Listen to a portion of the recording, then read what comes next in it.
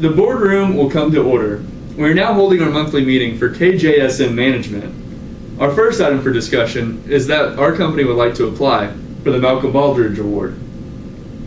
Well, what exactly is the Malcolm Baldrige Award and who is he? Malcolm Baldrige was Secretary of Commerce, and he was an advocate of quality management as key to U.S. prosperity and sustainability. And the purpose of the award was to amend the Stevenson-Weidler Technology Innovation Act of 1980.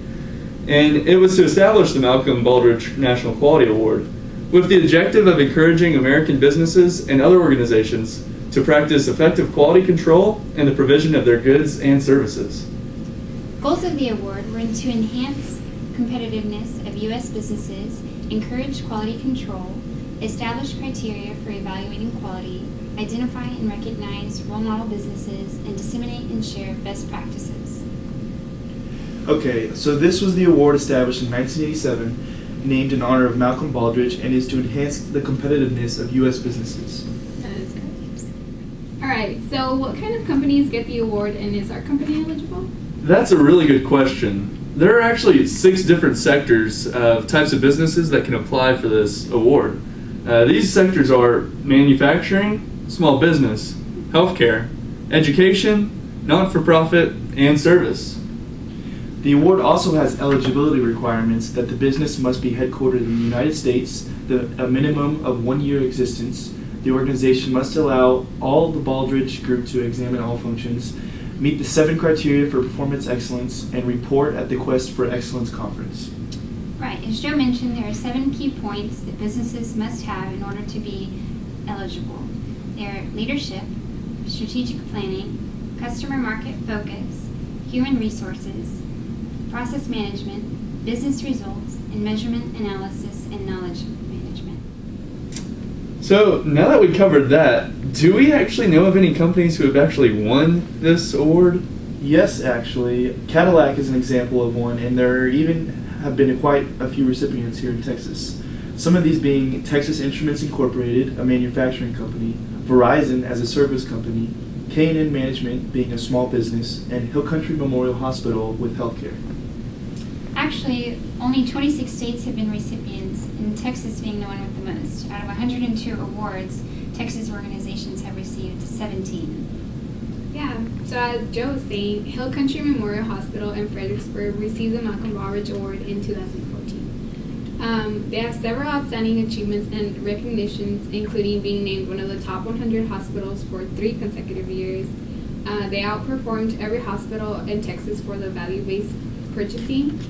They were ranked in the national top 10 of employee satisfaction and engagement scores, and demonstrated significant improvement in financial performance throughout the years of 2010 through 2013. So, now that we have a better understanding of what the award is, what do we have to try to do to get it? There's actually a relatively lengthy application process that we'll have to go through. First, there is the eligibility certification package. This package includes forms signed by the highest-ranking officials in the company, an organization chart and other required documents, a non-refundable payment of $360, and a proof date of when the application is sent. The next step is the award application package. This process actually takes a large amount of time. First-time applicants have reported to spend an average of 100 hours completing the package. And remarkably, one of the finalists in 1989 reported to have spent 14,000 labor hours preparing the package. I can believe that. The application itself has multiple different requirements and sections. In our application, we will include information on all of our organization's units. And then the examiners base their evaluation solely on the information that we provide in the application. Our award application would have to include a blank cover page, a title page, label dividers for the sections, a table of contents, the eligibility form, and organization charts. And then we will also have to include the application form, a glossary of terms and abbreviations, our organization profile, responses addressing all criteria items, a summary of the supplemental sections, a blank back cover page, and the supplemental sections.